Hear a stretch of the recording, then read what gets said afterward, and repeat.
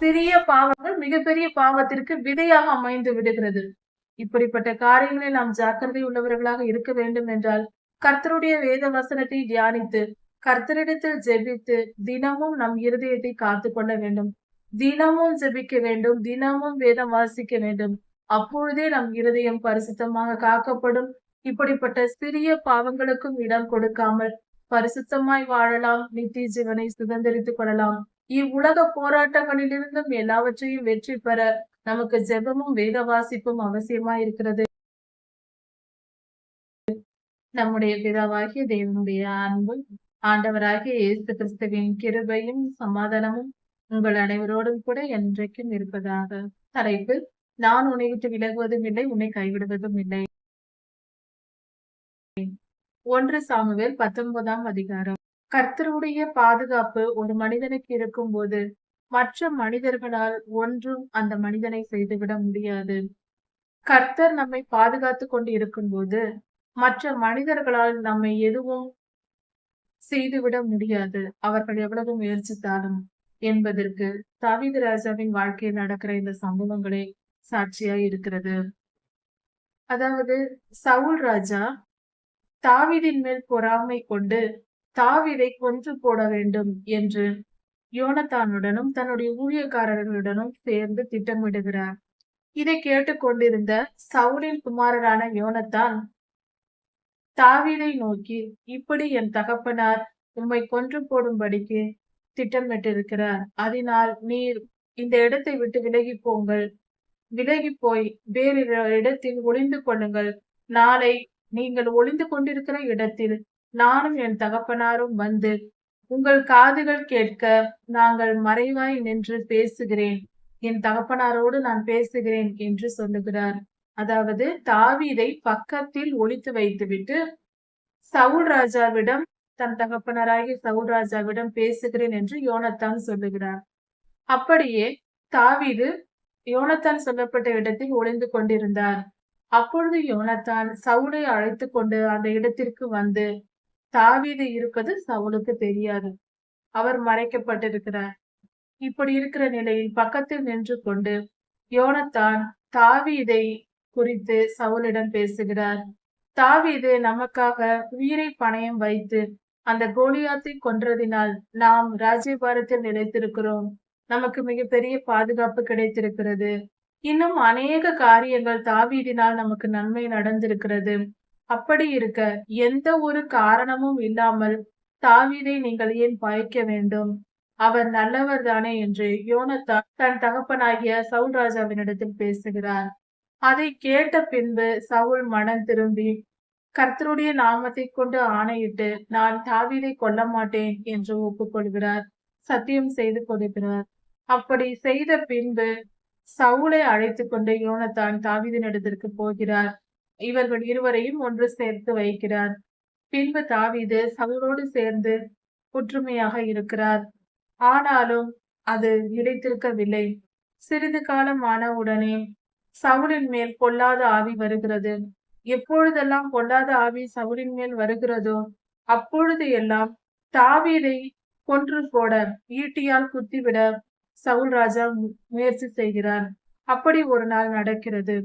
அப்படி சவுல் ஈட்டியை எடுத்து தாவீதை கொன்று போட ஈட்டியால் குத்த போகும்போது சவுல் ஓடி போய் விடுகிறார். இரவில் வெளியே சென்று விடுகிறார்.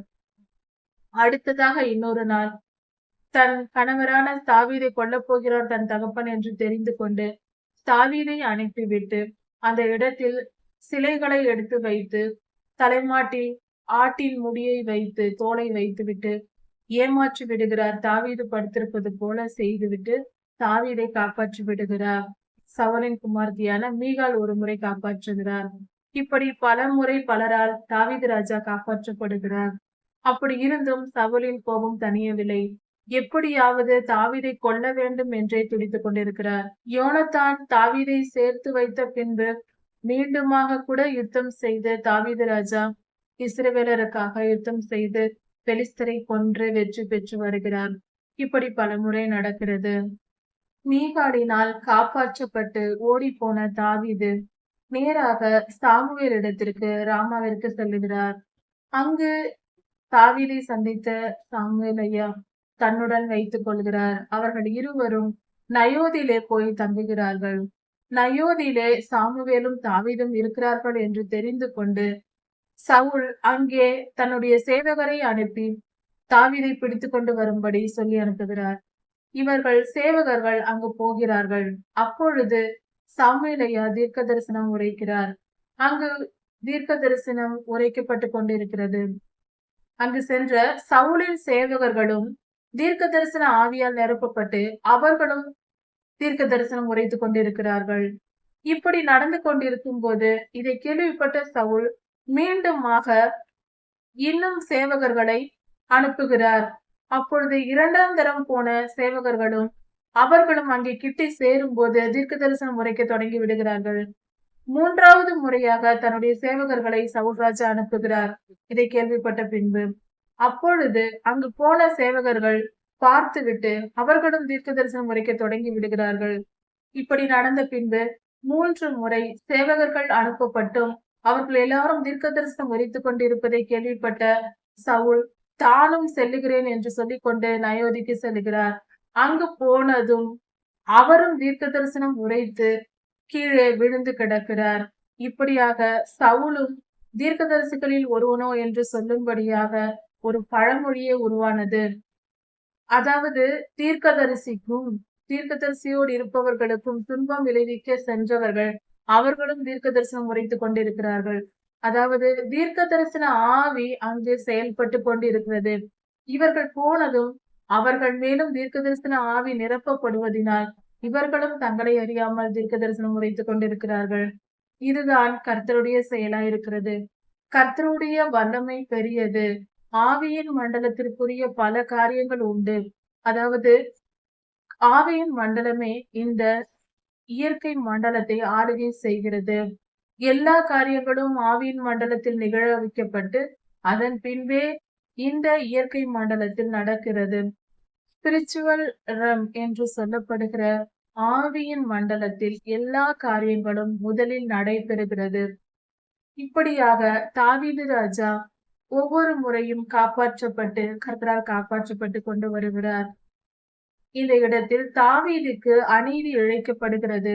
தாவீது ராஜா ஒரு குற்றமும் செய்யவில்லை. ஆனாலும் பொறாமையினாலும் அவர் தமக்கு அடுத்தபடியாக ராஜாவாக வந்து விடுவார் என்பதினாலும் சவுல் அவரை கொல்ல நினைக்கிறார். எவ்வளவுதான் முயற்சித்தாலும் கர்த்தர் அவரை பாதுகாக்கிறார். தாவீதை பாதுகாக்கிறார்.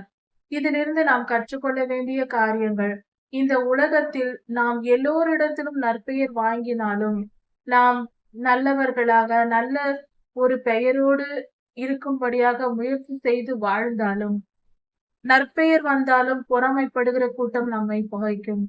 நாம் நீதியின் பாதையில் நடந்தால் துன்மார்க்கமானவர்கள் நம்மை பகைப்பார்கள். பகை என்பது இருந்து கொண்டேதான் இருக்கிறது. பொல்லாதவன் இருக்கிற இடத்தில் பகை இருக்கும். பொல்லாத மனிதர்களின் இதயத்தில் இருப்பதே பொறாமை. பொறாமை என்பது சாதாரணமாக பெரிய பாவமாக நினைக்கப்படுவதில்லை சமுதாயத்தில்.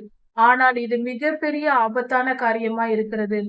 பொறாமை, பயம் என்ற காரியங்கள் எல்லாம் மிகவும் சர்வ சாதாரணமாக நாம் நினைத்துக் கொள்கிறோம்.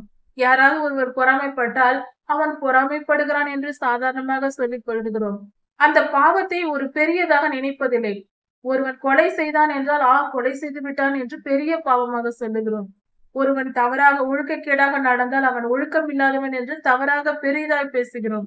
ஆனால் பொறாமை என்பதை பெரியதாக நாம் நினைத்துக் கொள்வதில்லை. பொறாமைதானே என்று நினைத்து விடுகிறோம். ஆனால் இஸ்ரவேலர்கள் எல்லோரும் சேர்ந்து யோசேப்பை எகிப்துக்கு அனுப்பியதற்கு காரணம் பொறாமைதான். ஆதியிலிருந்து வந்திருக்கிறது. இப்பொழுதும் பாருங்கள், சவுல் ராஜாவும் பொறாமைப்பட்டு தாவீதை கொல்ல நினைக்கிறார், பயப்படுகிறார். பொறாமையும் இருக்கிறது. பொறாமையின் ஆவி, பயத்தின் ஆவி, தாறுமாறின் ஆவி, கொலையின் ஆவி எல்லாம் சவுல் ராஜாவை ஆளுகை செய்கிறது. இந்த குணங்கள் எல்லாம் சவுலை ஆளுகை செய்கிறது. இதற்கு காரணம் என்ன? பொல்லாத ஆவிதான் காரணம். அதாவது வலுசற்பத்தின் ஆவி அல்லது அந்தி கிறிஸ்துவின் ஆவி, பொல்லாத வலுசற்பத்தின் ஆவியே இப்படிப்பட்ட காரியத்தை செய்கிறது. அதனால் கொலை செய்கிற எண்ணம், பொறாமை எல்லாவற்றையும் உண்டாக்குகிறது. அதாவது பொறாமை என்பது சிறு துளி நெருப்பு போல.